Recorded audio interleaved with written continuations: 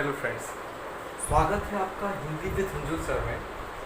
जैसे कि दोस्तों हम भाषा वाले पार्ट में लिपि के पर चल रहे थे और लिपि में भी हम जो देख रहे थे वो देवनागरी लिपि के बारे में बात कर रहे थे। तो मुझे विश्वास है कि आपको देवनागरी लिपि में जो भी मैंने बताया है आपको कोई डाउट नहीं होगा। इसका विकास कैसे हुआ, निर्माण कैसे हुआ, परिभाषा क्या है, इस सारी बातों पर हम डिस्कस कर चुके हैं। आज हम आपको आगे थोड़ा उसी क्रम में लेके चल रहे हैं जिसमें आपसे क्वेश्चन यहाँ से पुट अप होगा ही कि देवनागरी लिपि के गुणों को लिखिए या विशेषताएं बताइए। तो यहाँ पे आपसे क्वेश्चन आने वाला ही है, तो उस क्वेश्चंस को आपको अच्छे से समझ लीजिए। समझ में आ जाएगा आपको तो आप उतनी अच्छे से लिख पाएंगे। तो दोस्तों देखिए, आज देवनागरी लिपि के गुण और उसी के साथ ही मैं आपको दोस्त में भी कुछ समझाने जा रहा हूँ। अर्थात इसके दुनिया में कोई भी वस्तु होती है तो दोस्तों उसके दो ही चीज़ होते हैं, यदि उसके लाभ है तो उसके दोस्त भी होते हैं, यानी उसमें कहीं ना कहीं मेरिट है तो डीमेरिट भी होते हैं, यानी ये लाभ और कहा जाए हानि से लेकर चलता है। तो यहाँ पे दोनों चीज़ों को हम संयुक्त करके भी देखेंगे, लेकिन हमारा जो फोकस है दोस्तों वो है गुण या विशेषताओं पे, क्योंकि आपसे क्वेश्चन यहाँ से एक पुटअप होगा ही। तो यहाँ पे हम दोनों को देखेंगे। तो लेके चलता हूँ मैं आपको देवनागरी लिपि के गुणों पर या विशेषताओं पर। तो देखिए यहाँ पे सबसे पहले मैं बात करता हूँ कि जो देवनागरी लिपि है कि वो है, आपको मैं बता चुका हूँ, ये गुजरात की नागर ब्राह्मण थे और सबसे पहले इसको संस्कृत भाषा में इसको लिपिबद्ध किया गया था, तो इसको देवनागरी नाम पड़ा, कुछ ऐसा इसके बारे में कहा जाता है। तो इसमें सबसे अच्छी चीज़ क्या मिली? सबसे पहली विशेषता है कि इस देवनागरी लिपि में एक ध्वनि के लिए एक वर्ण, मतलब इसकी गुण या इसकी विशेषताओं में सबसे पहली विशेषता हमें मिलती है कि इस देवनागरी लिपि में जो एक ध्वनि होती है उसके लिए केवल एक ही वर्ण मिलता है। तो इस वजह से ये लिपि बहुत ही इम्पॉर्टेंट हो जाती है, क्योंकि कई सारी जितनी लिपियां हैं उसमें कई में भ्रम पाया जाता है कि एक ध्वनि के लिए कई सारे वर्ण मिल जाते हैं। तो यहाँ पे इस पे स्पेसिफिक या स्पेशल हो जाती है, क्योंकि इसमें एक ही ध्वनि के लिए, जैसे मैंने बोला का, तो यहाँ पे जब का बोला तो ध्वनि भी का निकली, अर्थात अब मैं दूसरी ध्वनि का उच्चारण नहीं करता हूँ किसी दूसरे वर्ण के लिए। तो यहाँ पे कहते हैं एक ध्वनि के लिए एक वर्ण ही इस लिपि का एक गुण होता है। वर्ण नाम, जो वर्ण नाम है बिल्कुल इक्वल है, जो वर्ण नाम है वही ध्वनि का नाम होता है, मतलब है तो इक्वल ही। जैसे जो वर्ण का नाम, मैंने कहा का, तो वही ध्वनि का नाम है, मतलब अलग नहीं है। मैंने बोला है का और लिख दिया रा, तो ये गलत हो गया कॉन्सेप्ट। यदि मैंने बोला रा तो मैं ध्वनि का नाम भी बोल रहा हूँ रा और लिख भी रहा हूँ रा, अर्थात एक जैसी बात है कि जो वर्ण का नाम होता है वही ध्वनि है, जो बोला जाता है वही लिखा जाता है। तीसरी विशेषता क्या कहती है? जो बोला जाता है वही लिखना होता है, मतलब ऐसा नहीं है अलग अलग। ये तीनों आपकी जो विशेषताएं हैं वो कहीं ना कहीं आपकी एक ही जैसी हैं। तो जो बोला जाता है वही लिखा जाता है, इसी कारण इसको वैज्ञानिक पद्धति के अनुकूल भी माना गया। वैज्ञानिक पद्धति के अनुकूल माना गया, मतलब विज्ञान में कहा जाता है तर्कों और साक्ष्यों के द्वारा ये सिद्ध किया जाता है। तो बिल्कुल ऐसे ही कुछ इस लिपि में मिलता है, तो ये वैज्ञानिक पद्धति के अनुकूल मानी जाती है।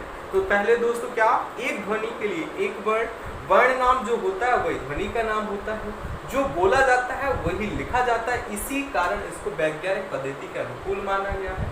वर्णों में भ्रम नहीं होता है, मतलब वर्णों में भ्रम नहीं, मतलब ये गुण भी है, इसका दोष भी मिलेगा हमें।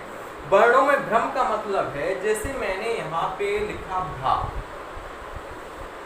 मैंने लिखा भा, लेकिन यदि माँ लिखना है तो कहीं ना कहीं ए, यहाँ से भा वाला ए वाला पॉइंट हटा दिया, तो यानी जो वर्ण लिखा गया है उस पर्टिकुलर वर्ण के जैसा कोई दूसरा वर्ण नहीं है, लेकिन इसका दोष भी है। क्यों दोष है? क्योंकि भा और माँ यदि दूर से देखें तो कहीं ना कहीं एक जैसे लगते हैं, तो कहीं कहीं इसका दोष भी है और इसकी विशेषताएं भी हैं। तीसरी इंपॉर्टेंट पार्ट, यहाँ से 3 मार्क्स में क्वेश्चन मिलता है कि व्यापक प्रयोग, मतलब आपसे क्वेश्चन पूछा गया है विगत वर्ष में कि देवनागरी लिपि में लिखी जाने वाली हिंदी के अलावा कोई 2 भाषाओं के नाम लिखिए। इस 3 नंबर का क्वेश्चन आपसे पूछा गया है। तो यहाँ पे आपको याद रखना है, देवनागरी लिपि में मैंने आप यहाँ पे संस्कृत है आपकी, हिंदी है आपकी, मराठी और नेपाली, ये 4 ऐसी भाषाएं हैं जो देवनागरी लिपि में लिखी जाती हैं। तो आपको बहुत अच्छे से याद रखना है कि व्यापक प्रयोग है। व्यापक का मतलब देवनागरी लिपि का जो प्रयोग होता है वो एक ब्रॉड लेवल पर होता है, ना कि एक छोटे से लेवल पर होता है। अर्थात इसका प्रयोग एक व्यापक स्तर पर होता है, इसलिए यह लिपि बहुत ही महत्वपूर्ण हो जाती है। अर्थात कौन कौन सी, ये आपको बेहद अच्छे से याद रखना है कि कौन कौन सी भाषाएं हैं। तो एक संस्कृत है, एक हिंदी है, मराठी है और नेपाली। तो आपसे क्वेश्चन पूछा गया है कि हिंदी के अलावा, तो आपको याद रखना है संस्कृत, मराठी और नेपाली। तो वैज्ञानिक पद्धति क्या अलग हो गया भाई ये वाला, भारत की अनेक लिपियों के निकट, बिल्कुल सही बात है। मतलब जो देवनागरी लिपि का रूप है वो भारत की जितनी भी लिपियां हैं उन सभी के निकट पाया जाता है, इसलिए यह लिपि और भी महत्वपूर्ण हो जाती है। तो आपको दोस्तों इतने जो मैंने बताई है इनमें से कोई 5 ही अपने दिमाग में रखना है, बाकी ऐसा है कि आप लोग पढ़ सकते हैं सभी, बाकी आपको कोई 5 आपको लिखना है अपने 3 मार्क्स में। इंपॉर्टेंट आप लिख सकते हैं। जैसे कौन कौन सी लिखें आप, वैज्ञानिक पद्धति के अनुकूल बिल्कुल आपको लिखना है, व्यापक प्रयोग बिल्कुल आपको इंपॉर्टेंट करके लिखना है।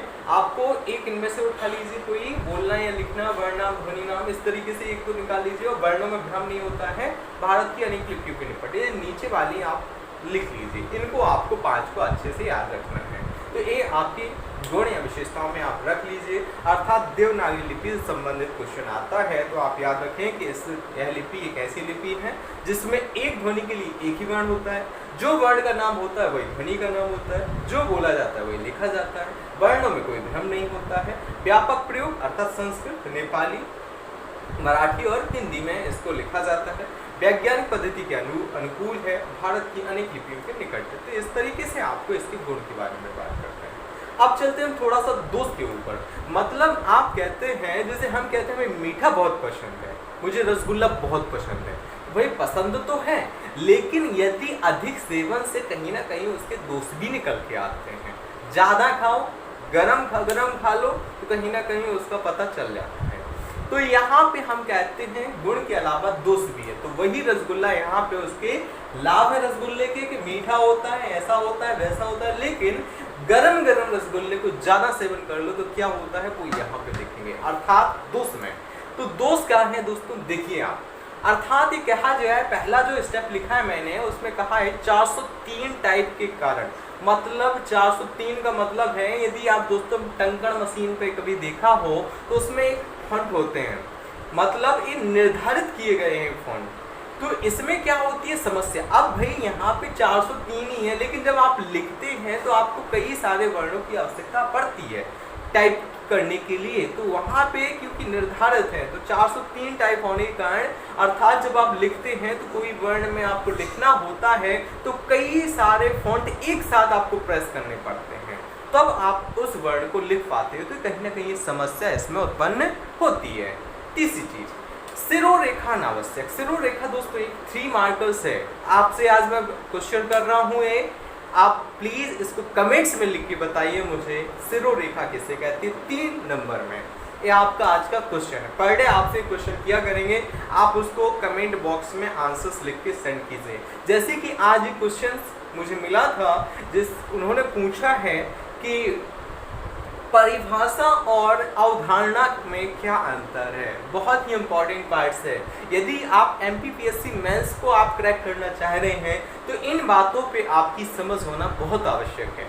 अर्थात परिभाषा और अवधारणा में दोस्त वही अंतर है जिस तरीके से हम कहते हैं कि हमें संपूर्ण रूप से एक कमरे के अंदर रहना है, कमरे में रहना है, संपूर्ण कमरे में रहना है, लेकिन जब हम कहेंगे एक कमरे का कोना चाहिए तो कहीं ना कहीं वो छोटा हो जाएगा। तो मैंने आपको वहाँ पे रिप्लाई भी किया है कि कहा जाए अवधारणा एक बड़ी है, वही परिभाषा एक छोटा सा उसका कोना है। तो यहाँ पे अवधारणा एक ब्रॉड स्तर पर बात करते हैं, परिभाषा एक संकुचित स्तर पर बात करते हैं। ऐसे ही मैं यहाँ पे बोल रहा हूँ कि आप सिरोरेखा के बारे में भी मुझे लेके आइए। तो सिरोरेखा अनावश्यक, अनावश्यक का मतलब है कि इसकी ज़रूरत नहीं है। जैसे मैंने लिखा, जो भी लिखा है तो उसे मैं आपको बता देता हूँ, लेकिन परिभाषा आप लोग मुझे कमेंट्स में लिख के बताएंगे। मैंने जैसे यहाँ पे लिखा है ए और का, तो ए और का मैंने ऐसे लिख दिए। तो दोस्तों ये तो ऐसा लग रहा है जैसे विधवा हो,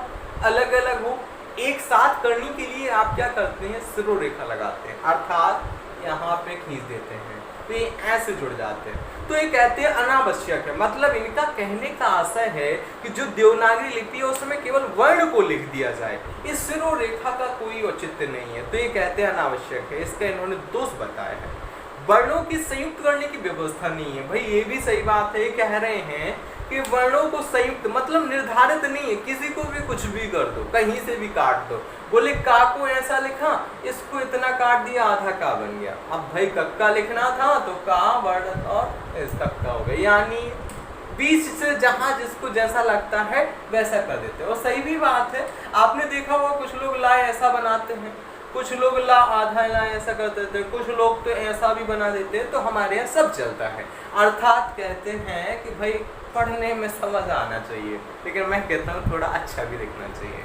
अर्थात वर्णों के संयुक्त करने की कोई व्यवस्था नहीं है, तो भाई एक इनका दोष है। जब आप वर्णों को संयुक्त करते हैं, अर्थात संयुक्त वर्ण किसे कहते हैं, ये आपको अभी कमेंट बॉक्स में आप लोग इनके आंसर्स दे सकते हैं। ये हम वर्णमाला में बहुत अच्छे से पढ़ेंगे सारी चीजें। संयुक्त ध्वनियाँ क्या होती हैं, संयुक्त वर्ण क्या होते हैं, संयुक्त स्वर क्या है, संयुक्त व्यंजन क्या है, इस सारी बातों को हमें बहुत अच्छे से कवर करना है। चलिए, अनुनासिक और अनुस्वार के प्रयोग में एक रूपता का अभाव, ये बहुत ही इंपॉर्टेंट पार्ट है दोस्तों वर्णमाला का। ये वर्णमाला की सारी चीजें आपको दिख रही हैं। अनुस्वार, अनुस्वार यानी किसी वर्ण के ऊपर रखी गई ये बिंदी।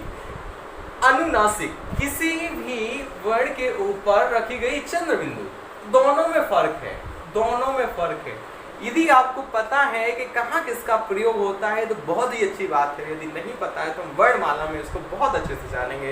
ये बहुत छोटी सी बात है दोस्तों, लेकिन यदि इसके बारे में नॉलेज नहीं है तो हम इसको सही तरीके से इसका उच्चारण और सही तरीके से इसका प्रयोग नहीं कर पाते हैं। ये कहते हैं देवनागरी लिपि में दोष है, मतलब इनकी एक रूपता होना चाहिए इन दोनों में, बल्कि एक रूपता का अभाव है। बिकॉज क्यों?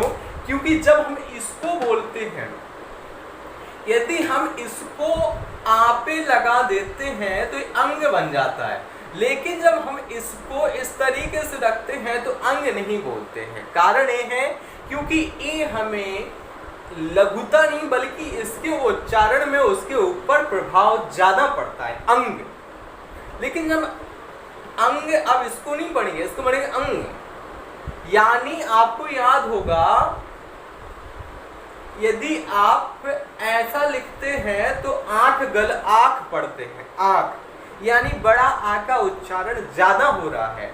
लेकिन जब आप इस पे चंद्र बिंदु लगा देते हैं तो आंख पढ़ने लगते हैं, यानी आ का उच्चारण अब छोटा हो रहा है। लेकिन यदि इसको हटा दिया तो आ का उच्चारण इतना आंख है, लेकिन यदि यहाँ पे ऐसा कर दिया तो ये हो गया आंख। यानी ये मैं आपको कल छोटे से वीडियोस के माध्यम से अनुनासिक और अनुस्वार में अंतर बता दूंगा।